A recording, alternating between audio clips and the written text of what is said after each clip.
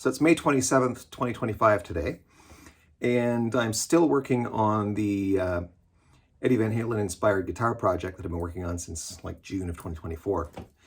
Lots of videos that are coming up on that, if they haven't already been posted by the time you see this video.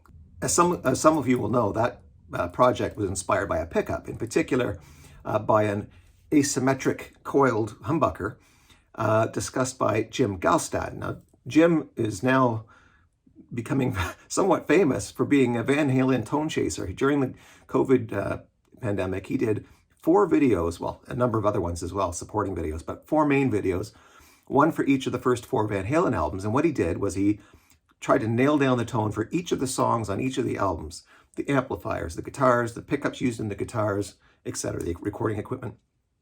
You've got to see it. It's called Quest for the Brown Sound. So one of those was about Fair Warning, the album Fair Warning, which is my favorite Van Halen album. And he mentioned in that video that there was sort of a beta version of a Seymour Duncan JB pickup in the 1970s, something that Seymour Duncan was working on before the JB became the JB, and that it had asymmetrically wound coils. So there were more turns of wire on one coil than on the other of this humbucker.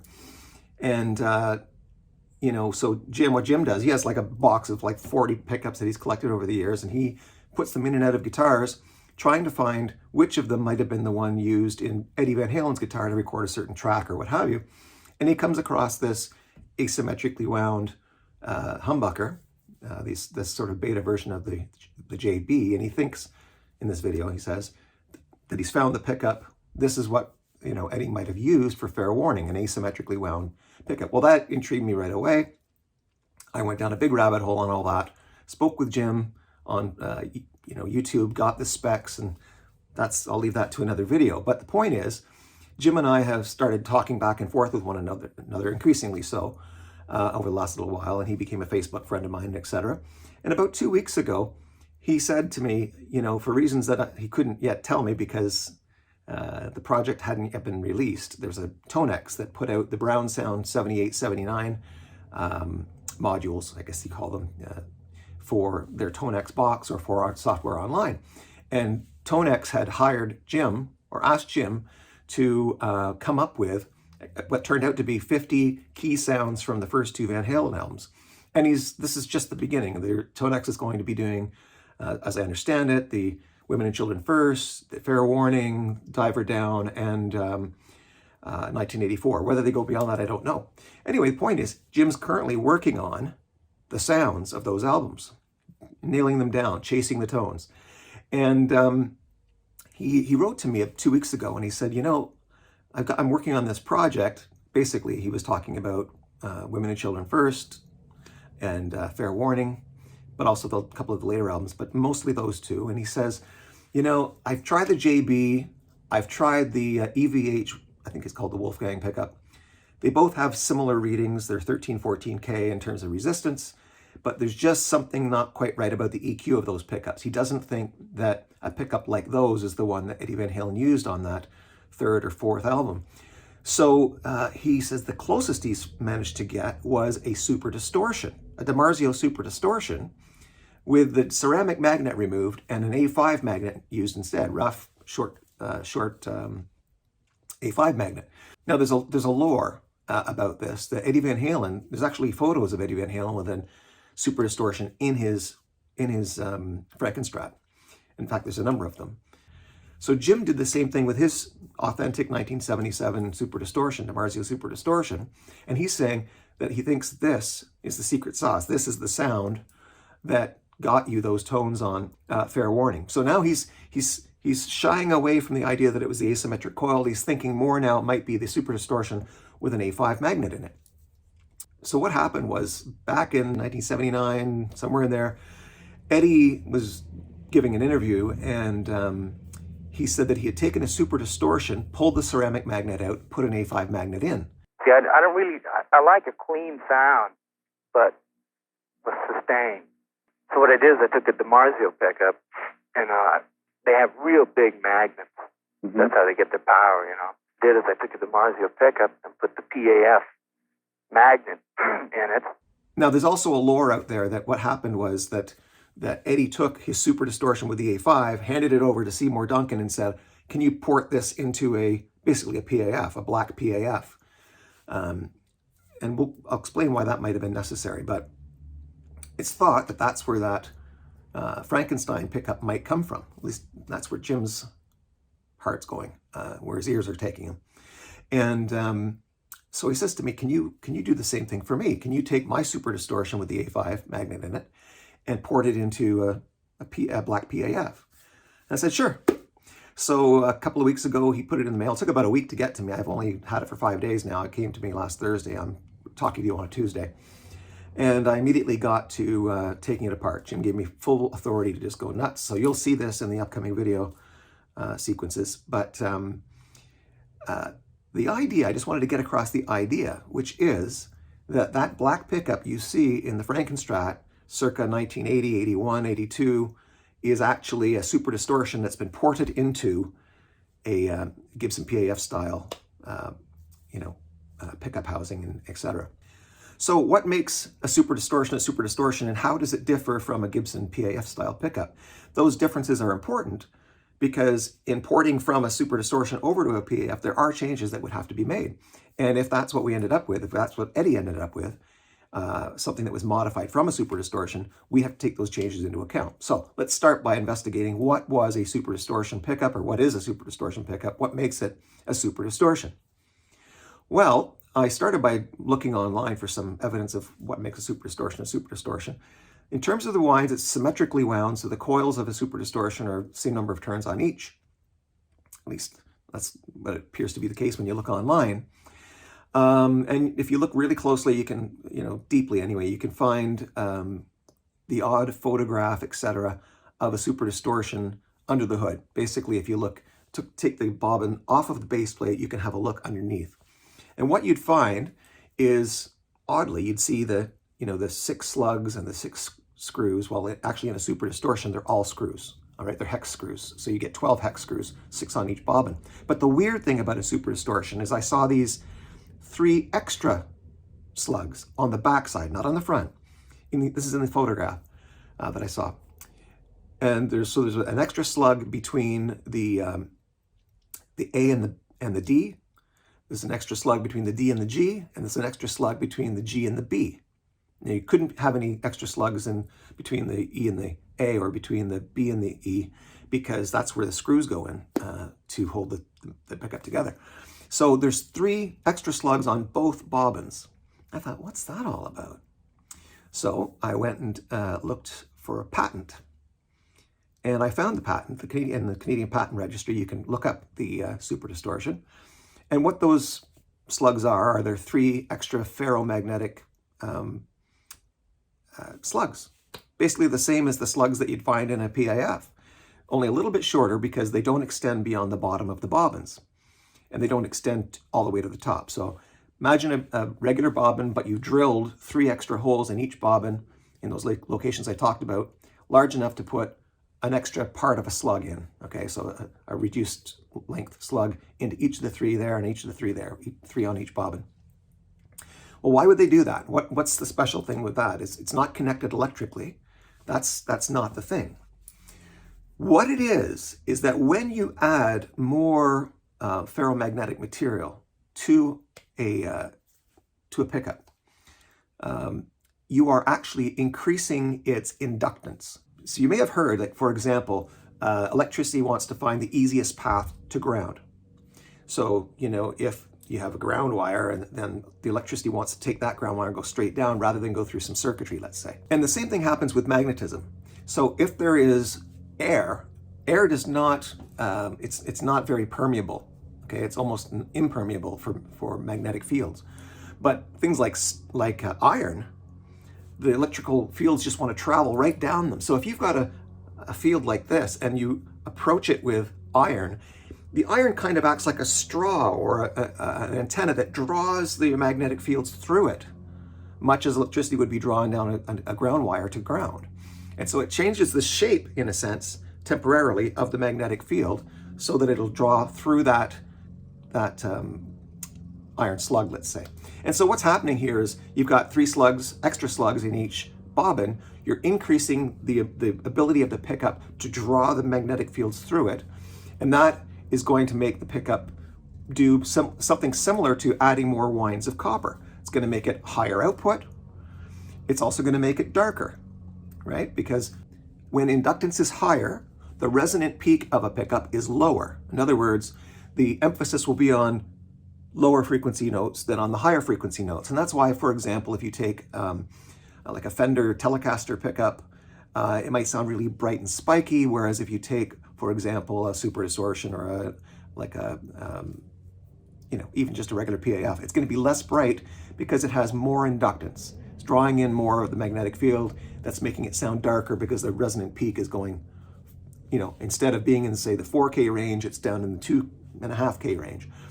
What I mean by resonant peak is that's the frequency that's most loudly reproduced by the pickup. So of all the frequencies that it's picking up, you strum or even hit one string in your guitar, and that's a multitude of frequencies that you're hearing. It's a combination of harmonics. Well, some of those harmonics will be louder than others, all according to the characteristics of the thing that's picking up the harmonics, the pickup.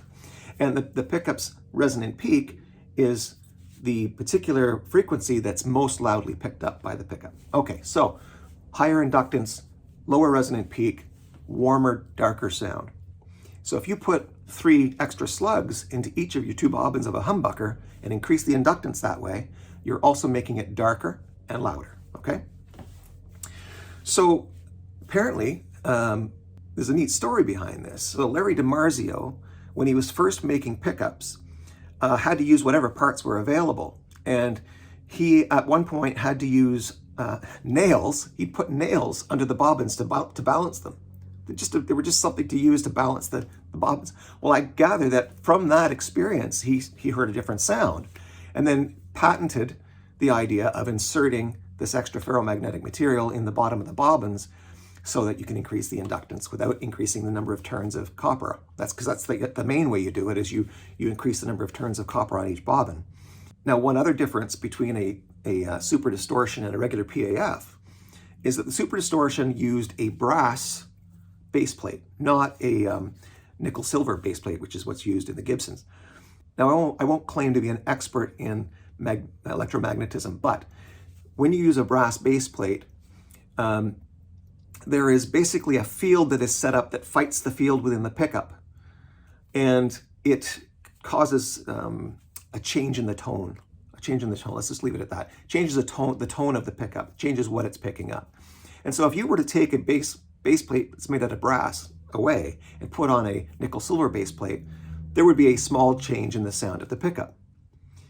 So here's what I expect when I get Jim's pickup. I already know now. I've already done the work. This is recorded after the fact, but I won't tell you. I'll tell you as though I haven't yet received the pickup.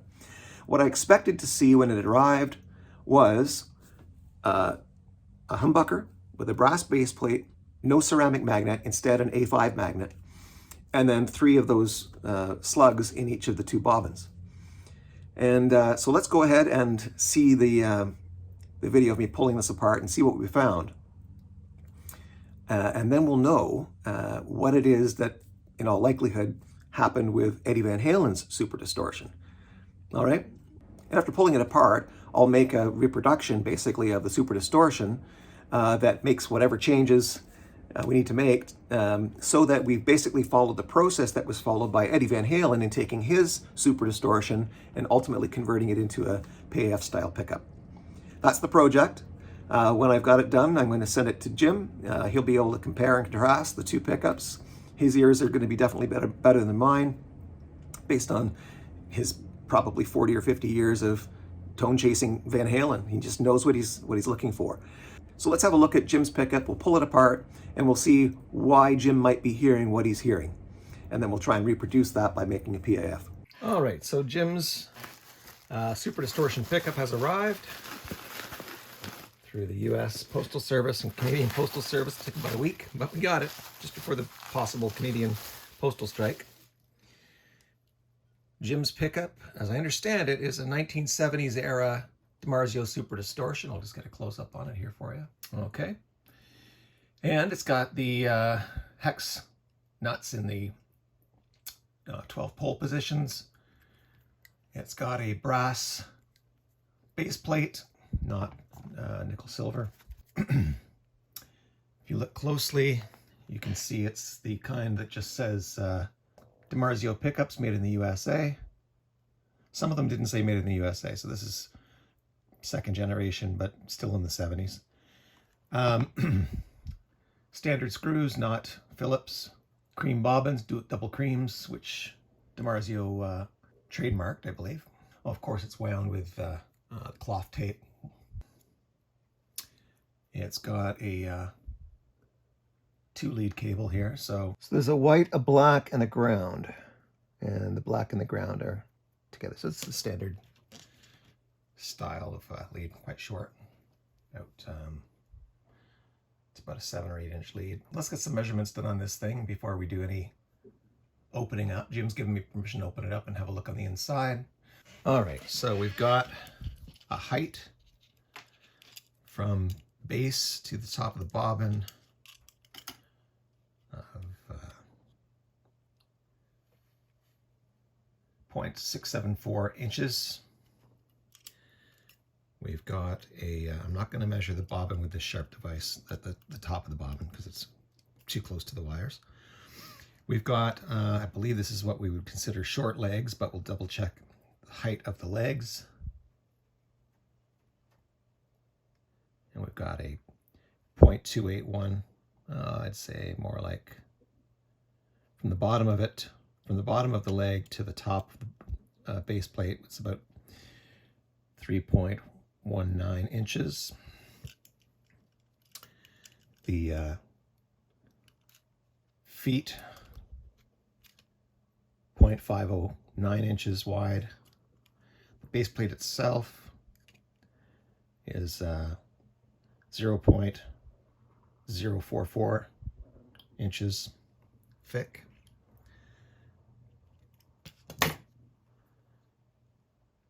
And the length of the base plate, is from side to side, not including the feet, is 2.689 inches. If we include the length of the feet, we've got, push that straight in, we've got 3.267 from the end of the foot to the end of the foot. And we've got a depth of the base plate at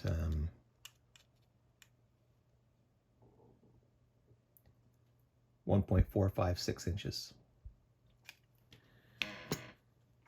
All right, next up, we're going to remove the 4 screws and have a look at what's inside.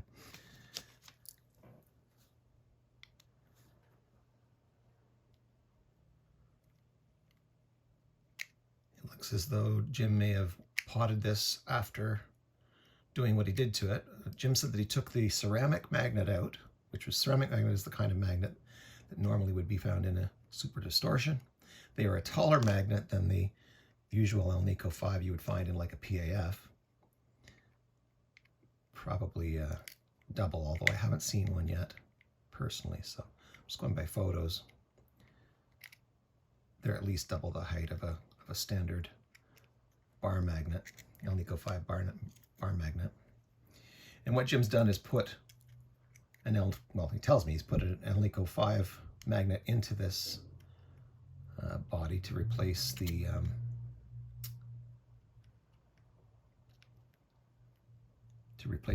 ceramic magnet.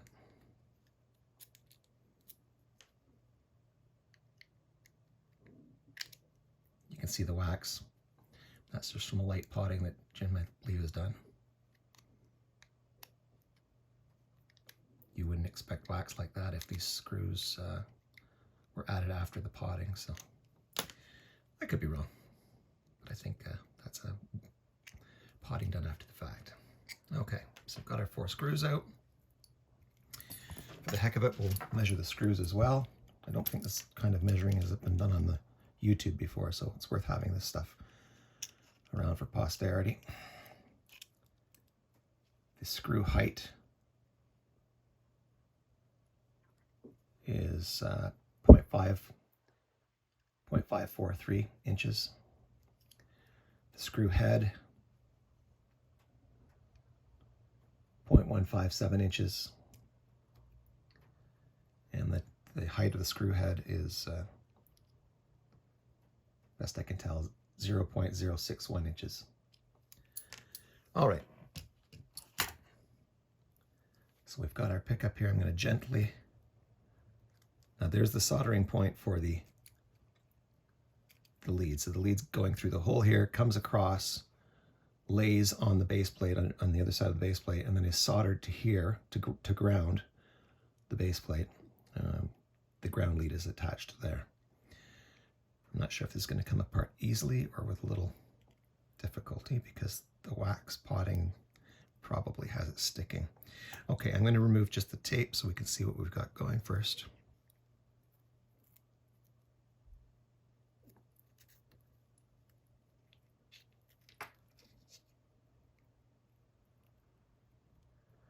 Tape's stuck a little bit to another piece of tape. There we go.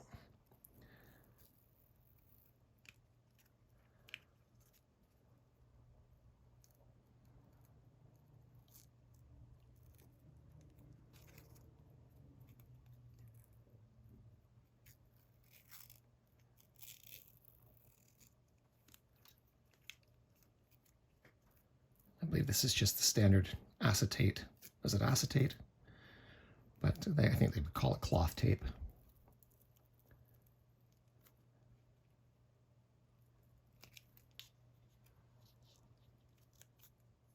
Again, we're stuck on that loop of tape, so we'll disconnect that, or disconnect that piece of tape from the other.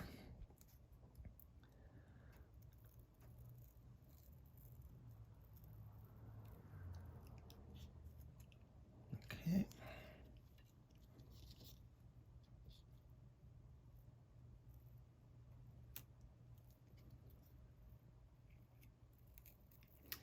I don't think Jim has taken the tape off of the bobbins themselves. They look like their original tape.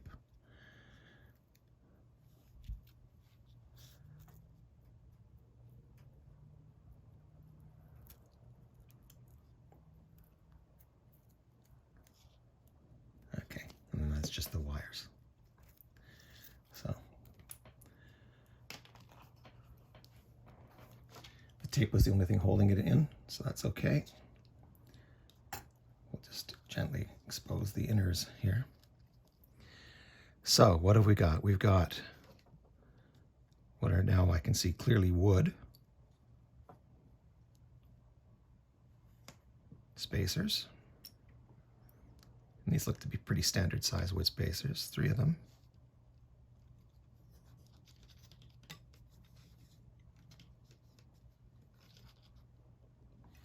Oh, before I go too much further, I'm just going to make sure that we test the resistance and inductance of this thing. We've got a DC resistance of 13.7. So assuming that the coils have the same number of turns on them, you can have that to know the DC resistance of each coil. So it's just a little under 7 k ohms per coil. And that makes a lot of sense. I've seen the underside of one of these, or 2 of these bobbins off the same pickup from the 70s, and I believe the figure there was something like 6.85, I believe it was, k ohms per coil. Okay, so we'll just switch over now to the inductance reading. And we're getting a total inductance of 7.19. Now this is interesting given what DiMarzio told me, right? DiMarzio said that the Super Distortion had never had an inductance of 7 or of 8.2 Henrys. Now, to be fair though, the Alnico 5 magnet will give the pickup a higher inductance than will the ceramic. So I think 2 things can be true. I think that this pickup can have an inductance of 7.2 Henrys, and that the pickup, when it had the ceramic in it, had a lower inductance. Okay, let's have a look inside. Spacer on the side, that doesn't need to come out. That's not covering anything. We've got the Alnico 5. Let me see if I can gently remove that.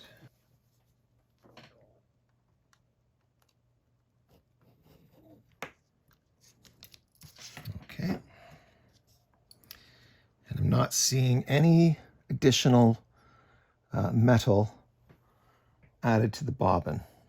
Now, Jim said that he may have taken out the additional metal that is, by patent. The patent for the Super Distortion says is added, the ferromagnetic material. And you can certainly see here, let's just have a close-up.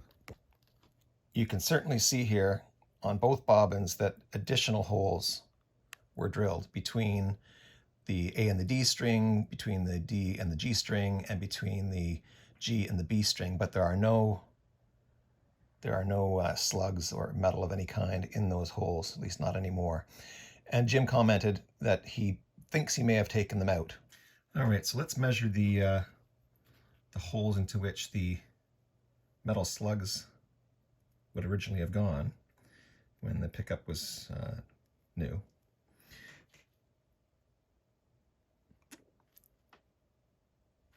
Oh, those are pretty shallow, actually.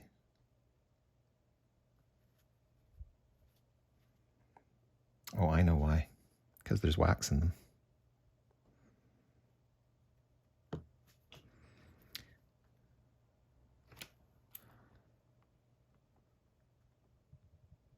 Yeah. We might not be able to get that depth. What we can do is get the diameter. Well, maybe 0.125. Yeah, 125.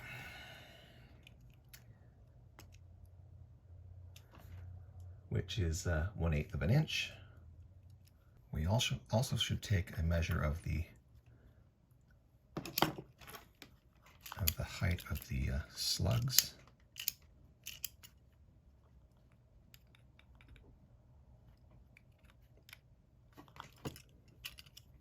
I'm getting 0.632 inches. And the diameter of those slugs, 0.177 inches, or 11/64.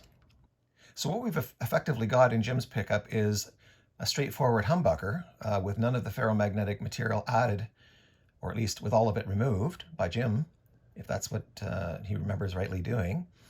And so what we've got is a fairly standard setup, albeit with a brass base plate instead of the typical Gibson one, which would be nickel silver. And the brass is a different issue. Brass is thought to impart some roll off. I think it's eddy currents are caused by the brass, and they basically fight the current within the pickup. And if I recall correctly, they do it in a way that basically increases capacitance such that the roll-off of higher frequencies is a little bit more steep than it would otherwise be with a nickel-silver backplate.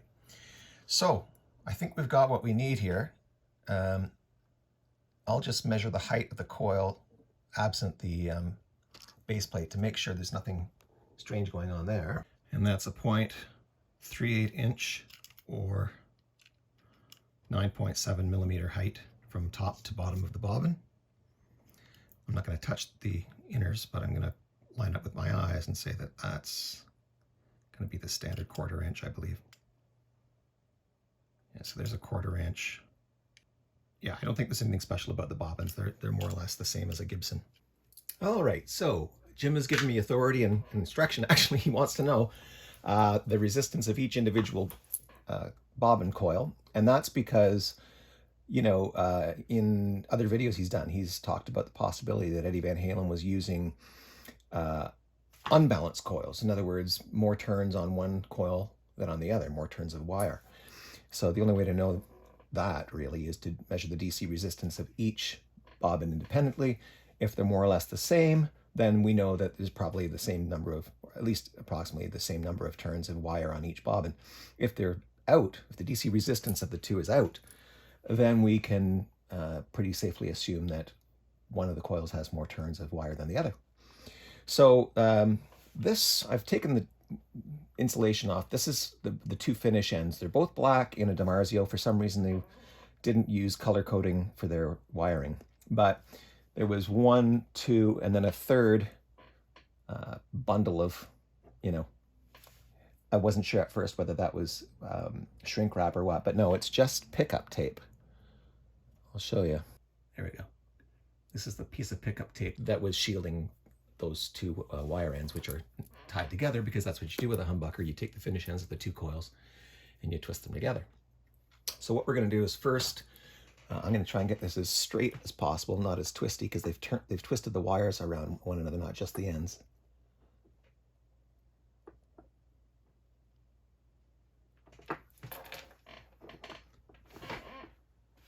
I'm using my Optivisor to sort of get in there close and have a really close look. Frankly, I don't know how I'd do without it. And I'm going to grab one of the two wires with one of the arms, the one that has the rubber sock on it.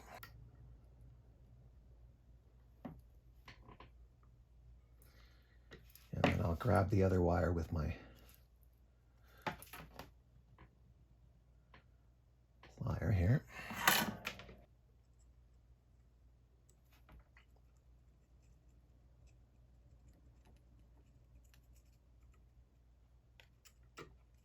There we go. Okay, so these are the finish ends. Now that we've got them separated from one another, we can measure the DC resistance of the two coils independently.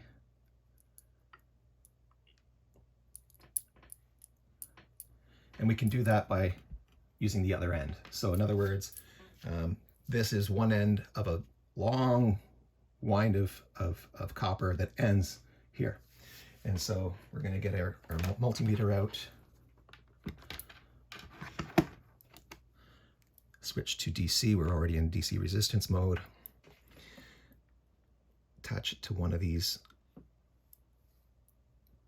two finishes. And one of these two wires is going to be the other end of the same coil.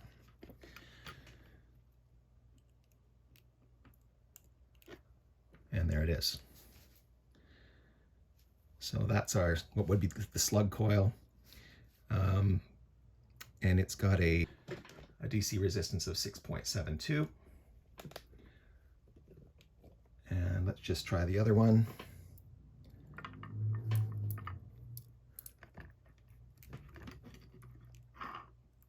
Which is our screw coil. Not that there's screws in these DiMarzios, but you get the idea. This is the bridge side coil.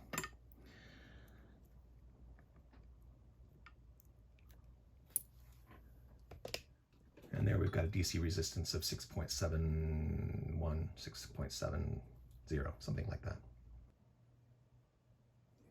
And that's a 0.38 inch or 9.7 millimeter height from top to bottom of the bobbin. I'm not going to touch the inners, but I'm going to line up with my eyes and say that that's going to be the standard 1/4 inch, I believe. Yeah, so there's a 1/4 inch. Yeah, I don't think there's anything special about the bobbins. They're more or less the same as a Gibson in dimensions. So all that we have left, really, is to look at this magnet itself.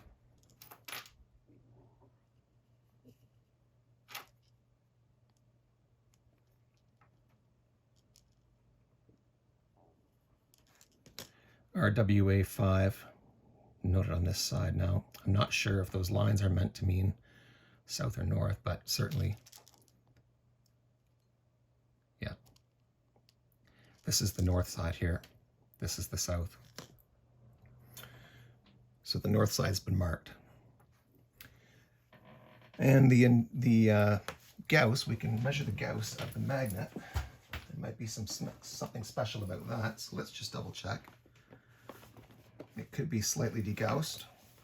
So it's got a reading, depending where you put it on these magnets, because they vary, okay, across the stretch. It's not going to be the same at every point.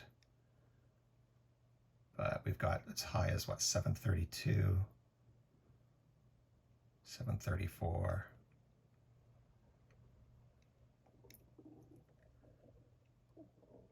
.557, 602, 634, well, 640, 660, 676, 700. But you see, again, you can't, oh, 754. Maybe even as high as 796 I saw there. Let me just double check on this end again. How high can we get it just by moving it around?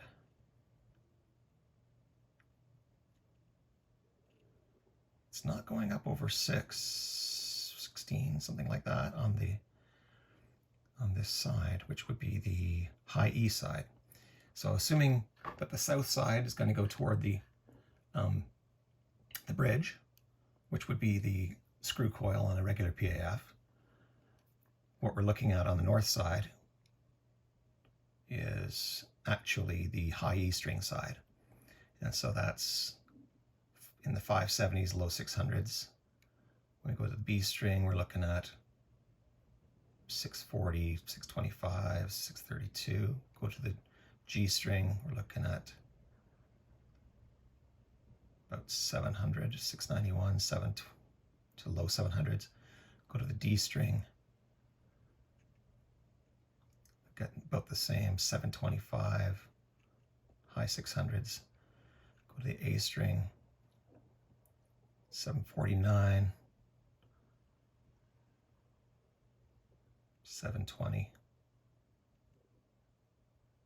696, and the E string, low E string, 764, 790 something I even saw. Oh, I even hit 8, but that might have just been me approaching. Yeah, no, like right there. 812. So it looks like the high side of this magnet, the high E string side, would be would have a lower Gauss than the low E string side. So I'm not an expert in how much of a difference that 1/7 would make, but that's roughly what we're looking at in the 600s or 5. I'll double check the lower ones again. Well, low 500s to mid 500s. So about 150 Gauss difference between the high E and the low E being a stronger pull. Let's try the south side and see if we get something complementary to that. So on the south side, we know that this side is going to be our high E string. We're reading, it should be a little stronger on the south side than on the north side to begin with, but we're reading 636, 626, 650. Go to the B string, 611, could go up to 670. G string, 606, 605, 613, 578. Again, it really depends on where exactly you put your probe, but trying to get an overall cloud of values here. So then the D string, we're looking at about 613, 627.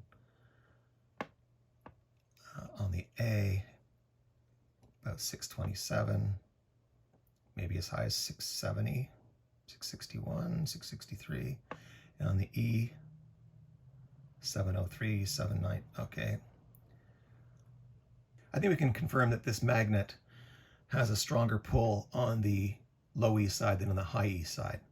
I don't know how significant that's going to be in terms of tone, but I want to make sure we document that so that in case that's part of the magic sauce here, the secret sauce that's giving Jim the warm fuzzies about this particular pickup. He says it's probably the one that's gotten him as close as he can, or as close as he's ever been to the fair warning sound.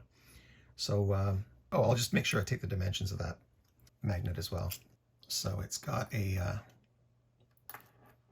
thickness of 0.129, a depth of 0.508, and a breadth of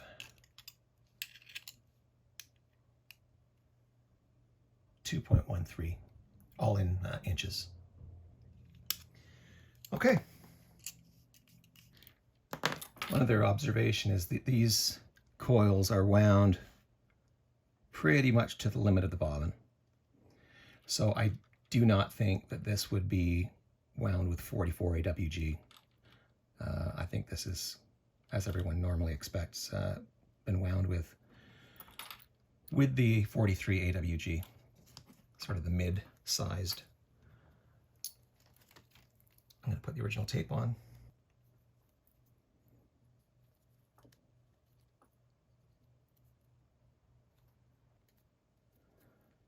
And there we go. Good as new, and we'll double check to make sure we've still got the same readings for DC resistance and inductance. Okay, inductance 7.17, 7.18. Resistance 13.83. All right. Well, what Jim wants is a double black standard PAF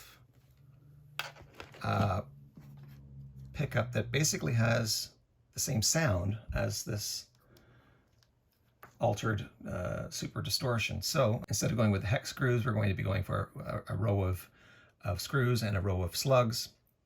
We're going to have black plastics instead of the cream. We're going with the original black butyrate. So we're not going to go with modern plastics. We're going to go with the kind of plastic that was used by Gibson when they first started building their PAFs. The cable, I'll probably use an authentic braided cable like they did on the PAFs. And then we'll go use my reverse pickup engineer software to determine a number of turns that are going to get us to our desired DCR and desired inductance. Given that there's no metal pieces in here to enhance the inductance, I think we're going to be able to find some pretty realistic targets. I don't think we're going to fall outside the parameters of what's possible with just regular slugs, screws, and wire. So let's have a look. All right, so the space between the two magnets in the vise is about 2.4 inches. It's not very wide. I've made a 2-inch wide line here. I'm going to cut 3 pieces of material out, each 3 inches in length. Hopefully this X-Acto knife will do the trick. This is just press board material. I'm not sure what it would be called technically. It's got sort of a plasticized top and not on the other side, it's just plain press board.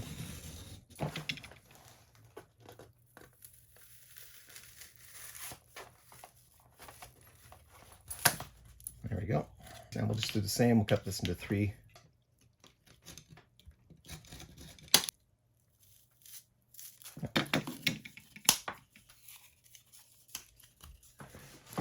Okay, so we're going to have a top and a bottom, and then we're going to have a sandwich layer in between,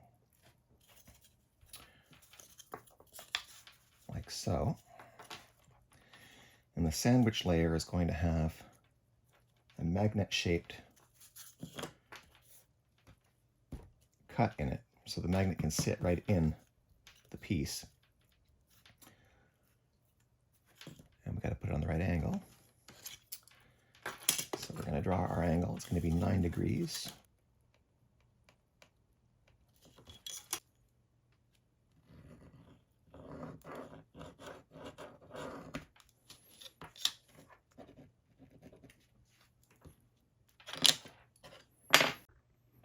All right, so it took about 10 or 15 minutes of cutting with an X-Acto knife. I had to use 2 or 3 of these blade notches to get through it all. This stuff's pretty tough. Anyway, we're just going to push it through gently. I don't want to lose this edge if I can help it.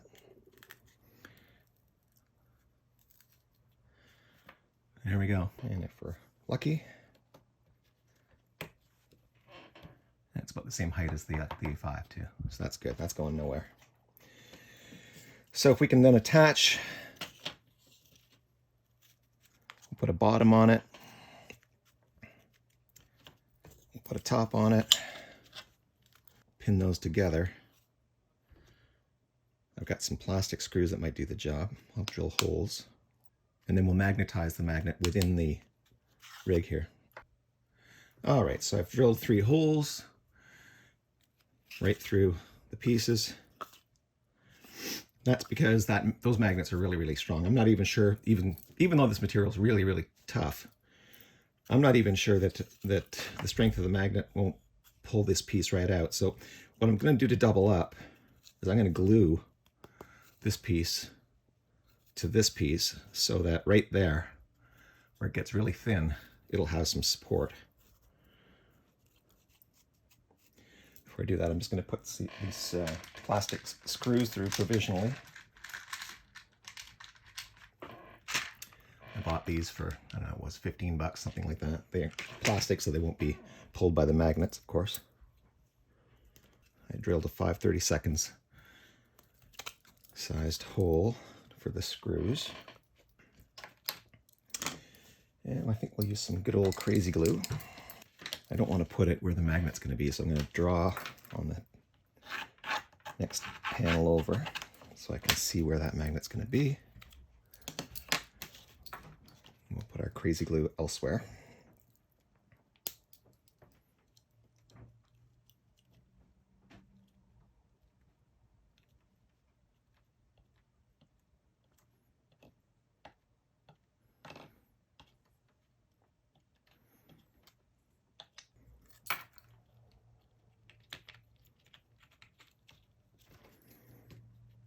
There we go.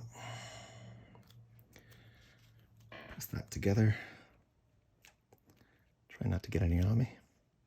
I think we'll leave that for a good 15-20 minutes. I'm gonna go grab a sandwich. All right, so I've got a fresh blank Alnico 5 bar. I'll just show you here on the Gauss meter what we've got in terms of its magnetic. You can see there's, you know, almost nothing there. 4.6, 6.2, 8.2, 1.4 Gauss. Same on the other side. 3.6, 1.1, 0.6. So not a magnetized bar. All right, so we're going to take our Alnico 5. We're going to put it in here, but first I'm going to mark it so that we know, first of all, what's up, because this is not going to be charged in the normal way. I mean, it's not just a matter of north and south. We're going to have to know up and down. So it doesn't really matter which side we mark up or down, but let's mark this side up.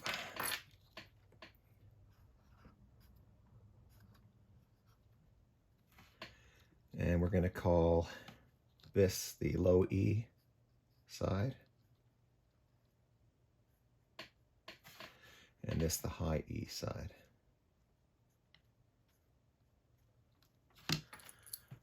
All right. And just to keep things uniform, I'm going to also mark the north pole on the pickup. This is going to be the bridge end on the screw coil, which is south, and that makes this our north. We'll mark our magnet corner in red to indicate that's north. And then what we're going to do is we're going to put it in the jig, screw the jig closed with some plastic screws, which of course won't be attracted to the magnet of the rig.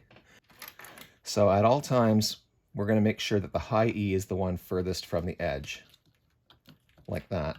And we'll charge one end of the magnet, like charge the one side first, then we'll flip it this way and charge on the other magnet, same way, okay? So when we start, I guess we can charge the north side first if we want, doesn't make any difference. Let's do that. I want it to sit fairly far down in the rig, so I'm going to put the screws in from the bottom. These are not that tall. And then we'll put our lid on.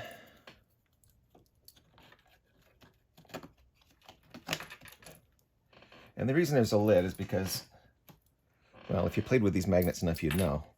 They're extremely powerful. So we know that our bar magnet is right here. Let's charge the north side first. I'm going to go with about 4 to 5 seconds. All right, we're going to back this off all the way.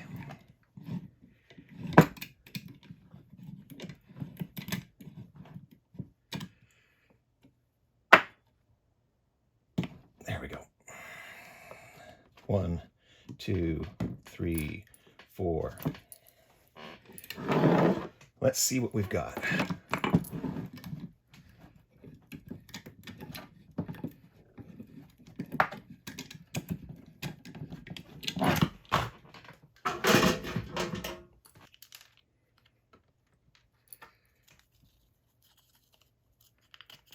So we charged the north side first. Low E should have the higher charge. There's the low E side. What have we got for Gauss? Oh, it's nice and strong. 760 midway through. 587 on the far end. Ooh, really low.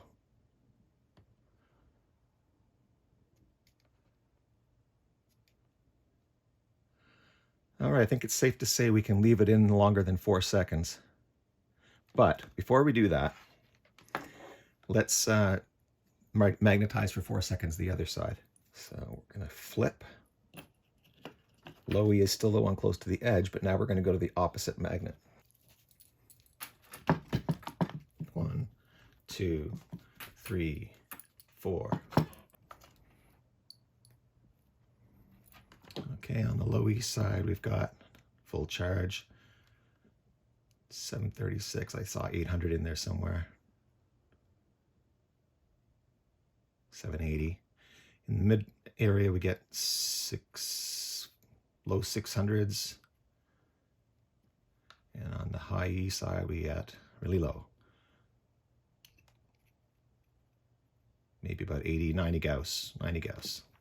Okay, so we know we can leave it in considerably longer. I'm going to go with, let's just do another 4 seconds first, and then we'll see if that takes us up at all. 2, 3, 4.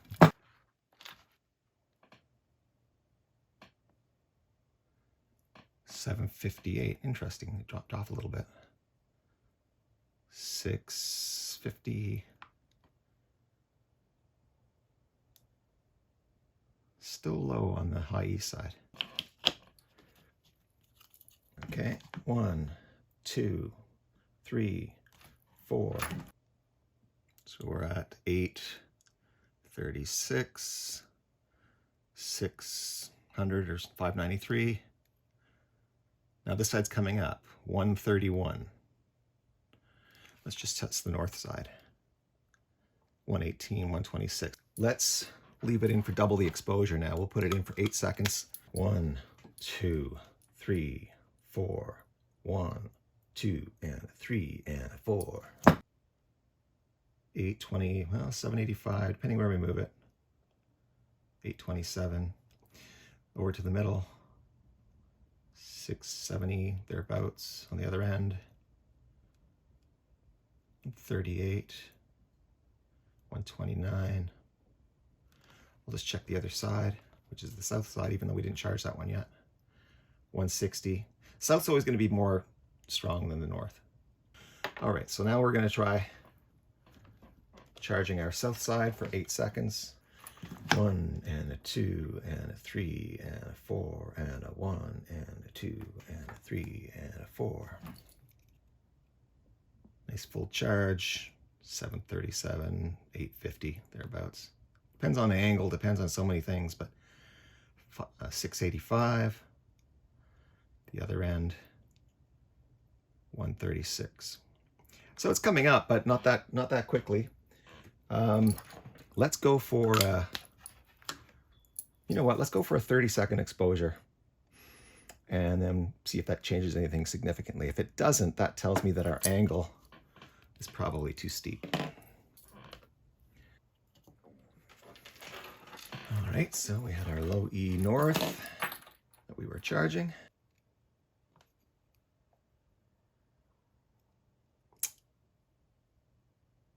850, high 800s.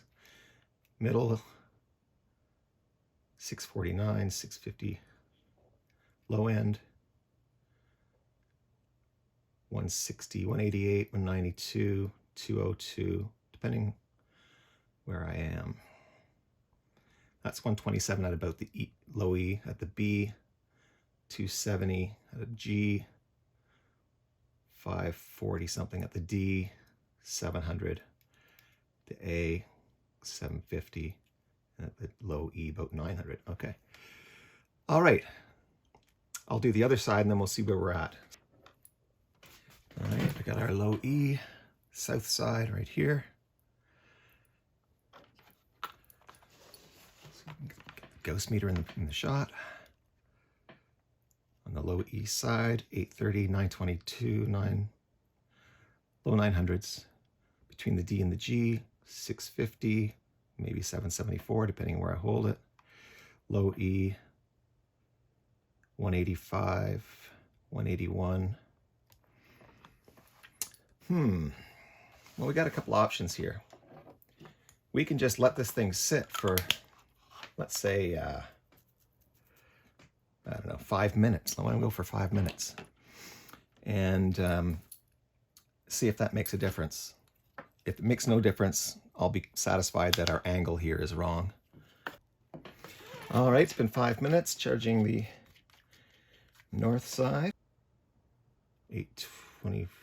It's funny because it changes, but the north side, as a rule, is going to be less highly charged than the south side. But all right, so 796 at the low E, A, 710 D, 665 G, 585 B, 376 E, 116, 120 something. All right, we'll do the other side. I suspect the answer is that we have to change our angle. And we're back. Okay, so 835 at the low E, at the A, 729, 796, somewhere like that. D, 670, 662. G, 595, 594. B, 326. E, 100. Yeah, that has to come way up. So I'm going to do a little bit of math, and then we're going to come back and make a new jig, one with a less steep angle, and do it again. All right, so I'm pretty convinced that the angle is too steep. It's about 9 degrees right now. We're going to change it. This end here is just a bit too highly charged. We're getting those readings of over 800 at times. And we want it to sit somewhere in the 750 to 780 Gauss range for, you know, matching up with the target bar magnet from Jim. And this side here, we're getting, you know, at this end, we're getting something like 130 Gauss, which is far too little. So we're going to bring this end closer. We're going to bring that end a little further out. We're going to change, therefore, the angle and come back and give it a try. I'm going to have to start with, I think, a fresh magnet. I'll just fully charge this one instead of, I'm not going to waste it. I can just stick it in the magnet rig and fully charge it, and I'll have a fully charged A5, no problem there.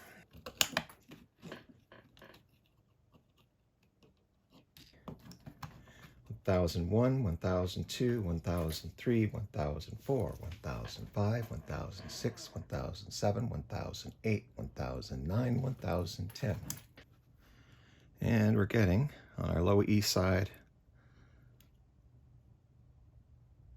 639, 628. In the A position, 597. In the D position, 6. I mean, again, it depends on where you're positioning it. It moves around a bit. G string, we're getting about 526. B string, we're getting about 400. E string, we're getting about 316. So, judging by this, I would say we're probably well, we'll magnetize the other side first before making any conclusions. 1001, 1002, 1003, 1004, 1005, 1006, 1007, 1008, 1009, 1010. 730, well, 800.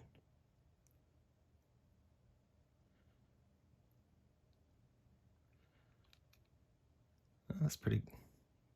I mean, if I put the sensor right in the middle, 692. Try the A string. 669, D string.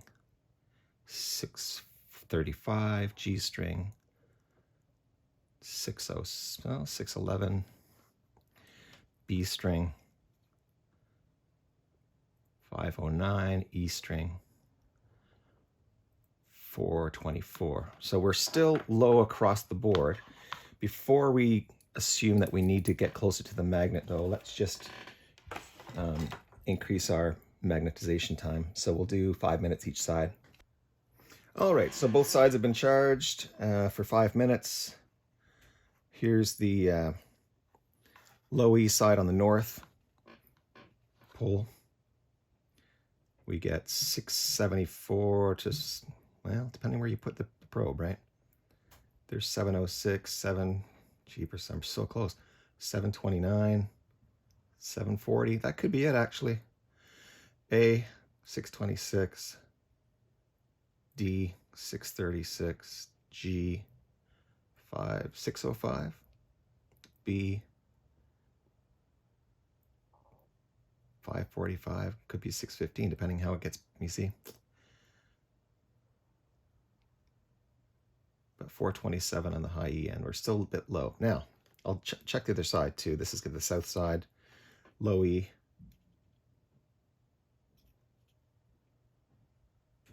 A, D, G, B.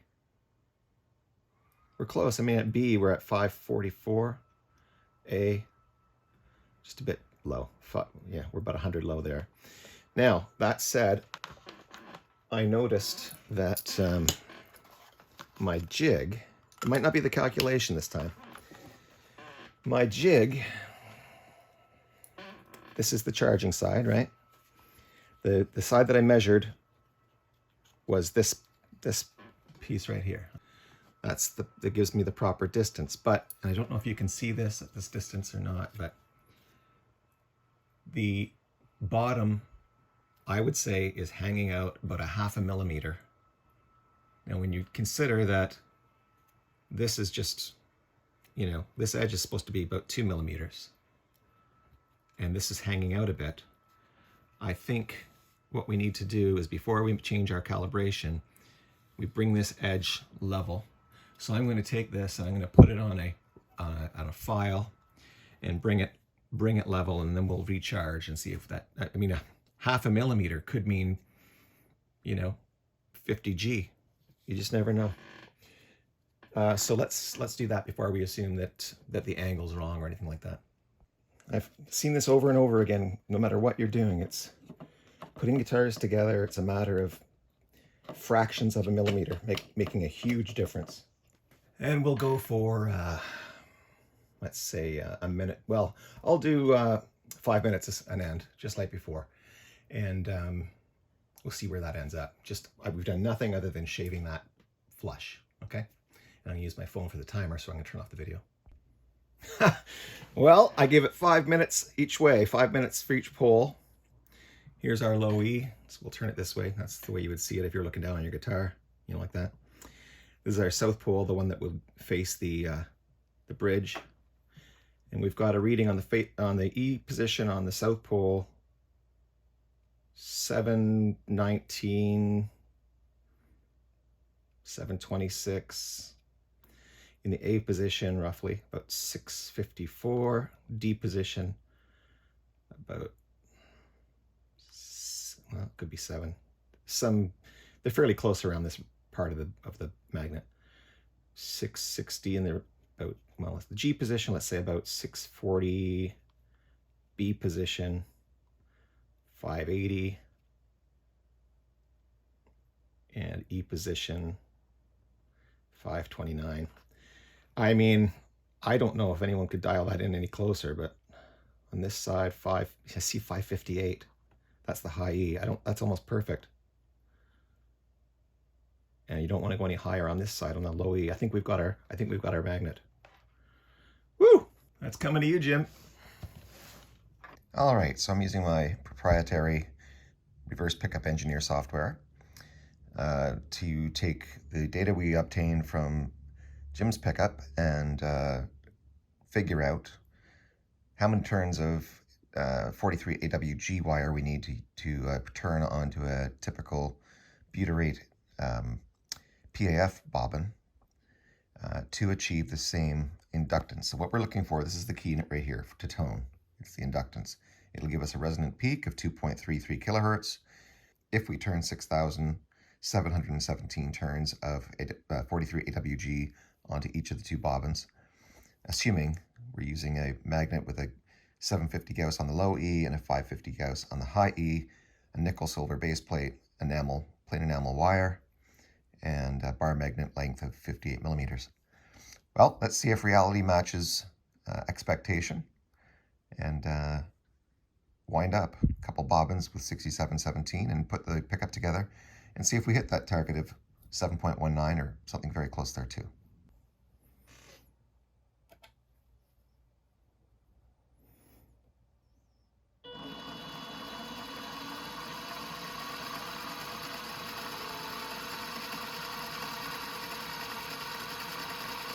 All right, so we've got our bobbin here now with our required number of turns. I just have to put some tape on it to hold the wire in place, put the other pigtail on for the finish lead, and then we'll do a measurement on this. And that's how it looks with the tape on. That's just some regular paper tape. Comes in spools like this, a 1/4 inch. And then we'll remove it from the winder. And we'll remove this pigtail from the back of the wheel here. And we'll solder another pigtail on this end of the wire, which is the finish end. All right, we'll put our slugs in first from the bottom because we're going to be hitting the plate, so we want the top to be flush with the plate.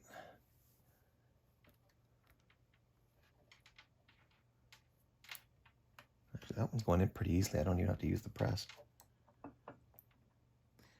Small differences, as I was saying before, you know, it's putting these guitars together. It's a matter of fractions of a millimeter. It's not even millimeters.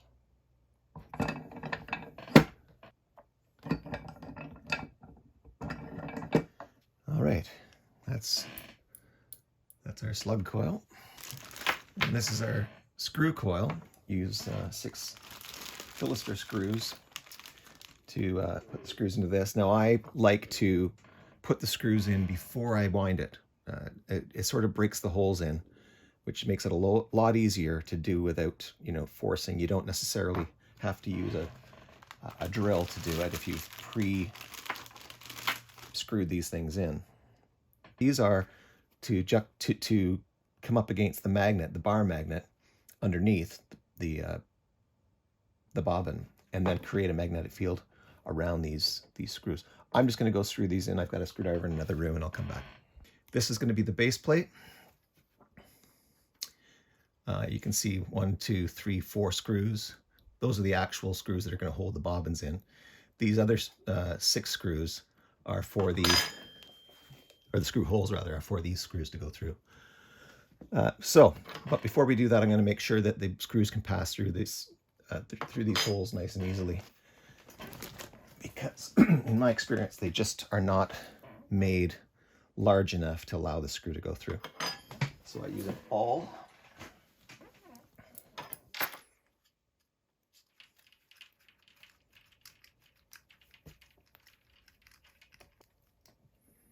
There we go. We're not going to put the bobbin on yet because we've got to put our lead on.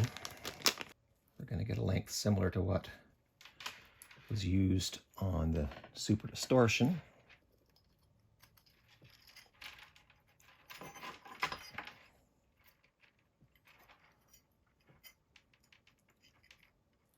So this is a 2-conductor style of wire as opposed to the 4-conductor, and that means that the humbucker is not able to do such things as you know, operating one bobbin at a time. It's connected as a unit right at the base plate, which was the original way it was done. They didn't have 4-conductor leads back in the 50s and 60s. All right, so now I've added the lead. This is the braided lead that was originally the kind that was used on Gibson PAFs. And we've soldered it to the base plate here. This is the inner core, the inner wire, to which we're going to be attaching our hot start wire from the slug bobbin. But first, we're going to attach our screw bobbin. I've put this is called a keeper bar, it just slides on. Well, I'm not going to slide it back off again, but it just slides over the screws. And what it does is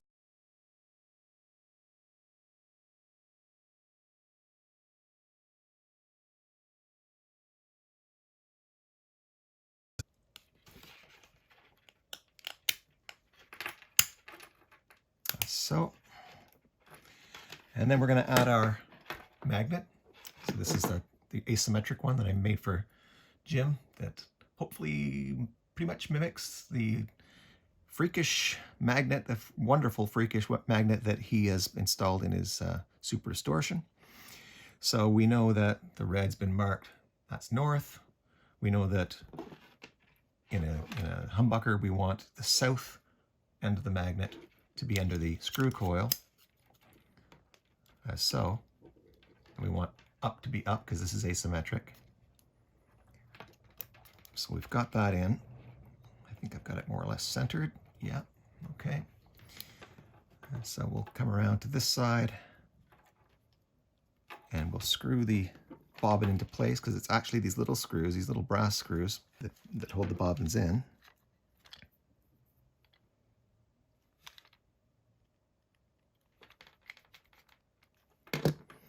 All right, and then we need a keeper bar. So it's a wooden spacer. It just goes in here, and that creates a similar kind of groove for our slug coil. So those slug ends are going to go between the magnet and the spacer. Get those lined up. Get it pressed into place. Get the spacer under there properly.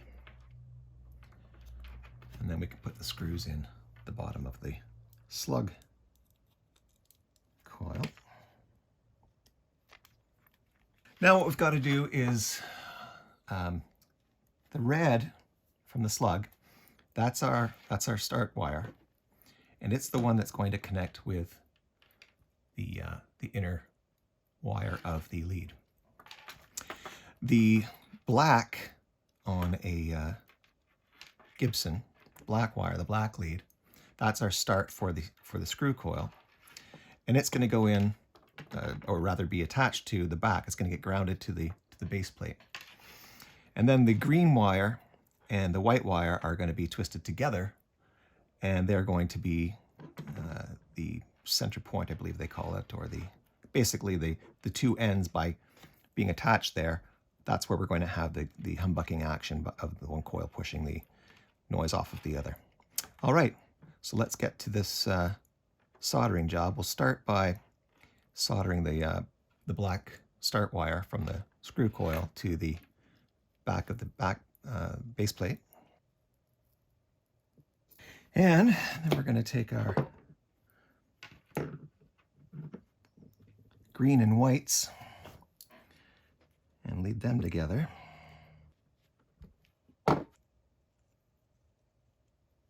Okay, they're together. Wedded in holy matrimony. All right, and then we're going to connect our red to our inner conductor from the 2-conductor lead here. We just need enough of it to connect. I'm going to take about that much off. Okay, and then we got this rig that my dad made for me. It allows us to hold the pickup relatively still at such times as this.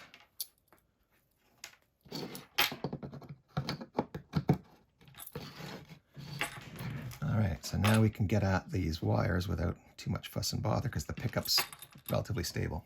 All right, moment of truth. We've got the pickup already assembled. We've got the asymmetric magnet in there, roughly 750 Gauss on the low E side and roughly 550 Gauss on the high E side. Of course, this is our south side, this is our north side. And we've got a resistance for the pickup of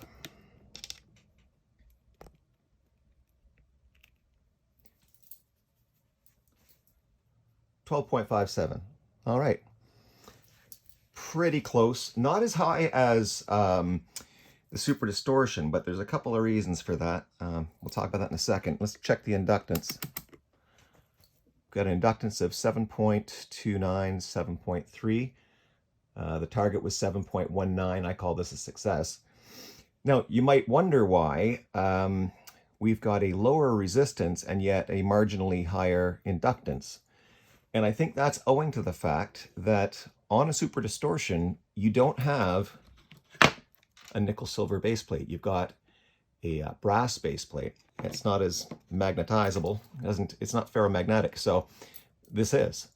So it contributes marginally, but it contributes to the inductance, bringing it up independently of how many turns of wire there are. So we've got fewer turns of wire because we've got a nickel-silver base plate. And had we put the same number of turns of wire on this pickup as are on the Super Distortion, our inductance would have been way too high because of the influence of the base plate and the extra winds. Okay, so this is the way to make a PAF style with the nickel-silver base plate and its components, as opposed to the components that make up a Super Distortion. This is the number that we really care about, though. The 7.19 in the target pickup, we've got it to 7.3. I can tell you right now, if I had reduced the number of turns on this pickup by 3, 4, perhaps per bobbin, you know, that's the kind of minutia we're talking about. It's not really predictable to that degree.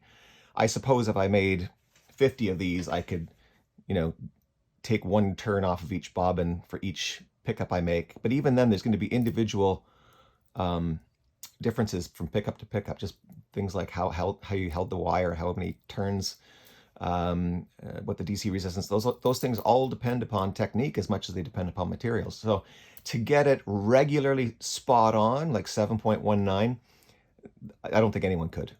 It'd be extremely doubtful, even in a factory setting with machines. It'll be close, but no cigar. This is within tolerances.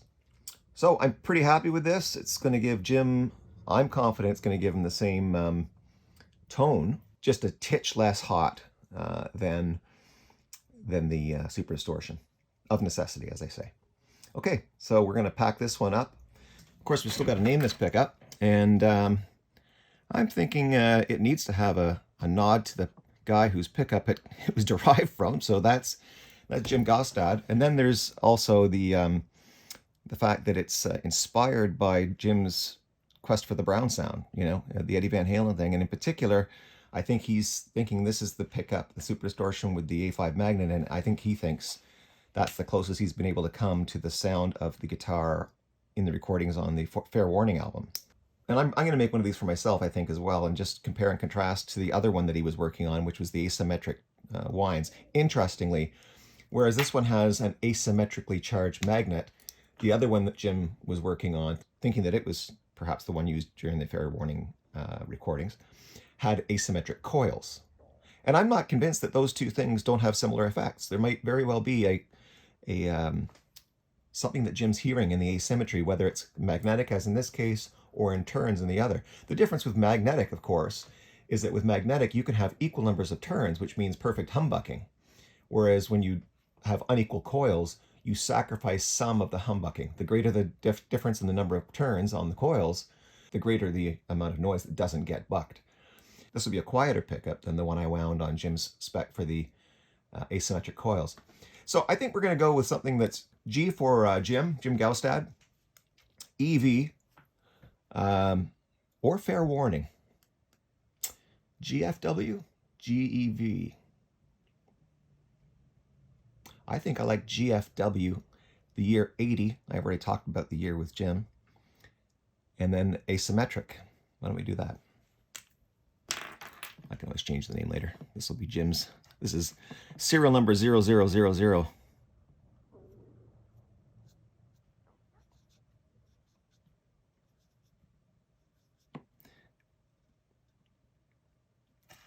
And it's going to be called the GFW80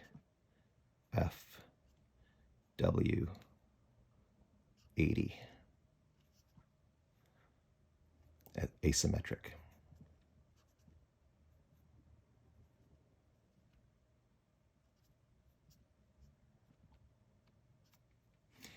And I'll put my initials. And it's May 28th.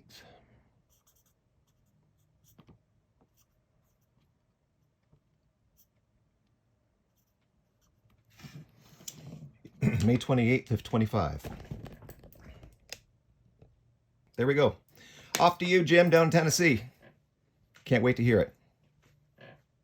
Oh, and I'm sending along a fully charged A5 and a fully charged A2. So if you want to change out the magnet in there, you can do that to experiment to see what the coil itself sounds like with a regular magnet. All right, off it goes.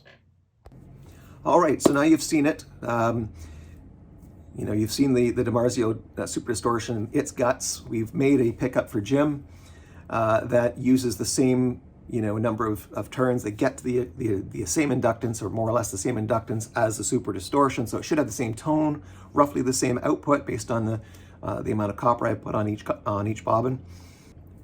At the end of the day, you might be asking yourself, well, wait a minute, are you trying to tell me that Eddie Van Halen took a regular A5 magnet and degausted it in an asymmetric way, or that he took a regular A5 metal bar and then magnetized it such that it was asymmetrically you know, charged? No, I'm not suggesting that. I don't think that makes a lot of sense. Just because I went to that extreme to try and reproduce it doesn't mean that someone sat back and said, I'd like to have a magnet that, you know, has a roll off on the higher strings.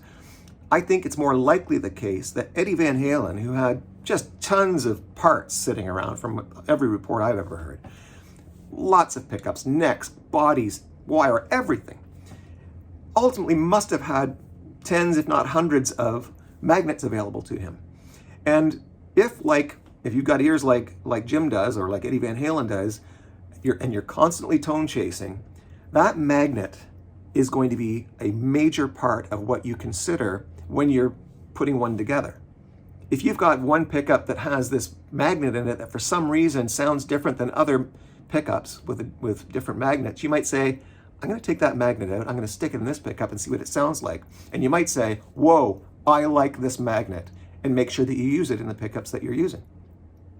So I think that's probably what happened. Eddie probably found a magnet that maybe had been put too close to another magnetic source, that got slightly degaussed in an asymmetric way, heard it, said, gee, I really like the sound of that, and probably had it in his Super Distortion, and then decided, hey, well, let's put it into a PAF style housing. So that's the best we can guess.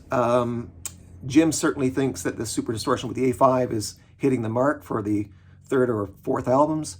And let's see if you know, he thinks that the new magnet that I've created, the asymmetric magnet, matches the sound of the one that just by happenstance was in his Super Distortion. Take it away, Jim.